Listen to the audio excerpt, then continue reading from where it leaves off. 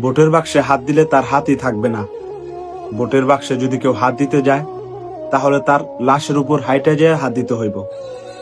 এমনটাই বলেছে দেশের প্রশাসন।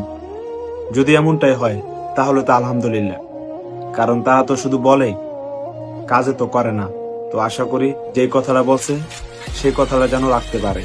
ব্যালট বাক্স তো অনেক দূরের বিষয়, ও ব্যালট বাক্স পর্যন্ত পৌঁছাইতে পারবে, ও অক্ষত থাকবে, ওর হাত পা এগুলো ঠিক থাকবে, ব্যালট বাক্স পর্যন্ত যে যাবে এটা নিবে। এখানে আর্মি আছে, পুলিশ আছে, র্যাব আছে, বিজিবি আছে, আনসার আছে, সবার হাতে সব দামি দামি অস্ত্র আছে, AK-47 নিয়ে থাকবে। ও দেখলেই তোর কলিজা শুকায় যাবে। ও ভোটের ব্যালট বাক্সে হাত দিবে, ওই হাতই তো থাকবে না ওই পর্যন্ত যাওয়ার আগে। তোমার লাশের উপর দিয়ে যাবে, কিন্তু তোমার সামনে দিয়ে কেউ ভোট ব্যালট বক্সে হাত দিতে পারবে না। শক্ত হইতে হবে, পড়ে গেলে হবে না। সবাই ন্যূনতম পক্ষে খেজুর রাখবা, যাতে এই যে অনেকে পড়ে যাচ্ছ তখন অ্যাটলিস্ট খেজুর খেয়ে পানি খেয়ে ফেললে ইনস্ট্যান্ট এনার্জি পাবা, সুগার লেভেল হাই থাকবে। আর আগের মতো ইলেকশন হবে না যে আমি দাঁড়াই থাকলাম, আমার সামনে দিয়ে যা খুশি তা করতেছে, বা আমার সামনে দিয়ে ভোটের ব্যালট বক্সে নিয়ে চলে যাচ্ছে।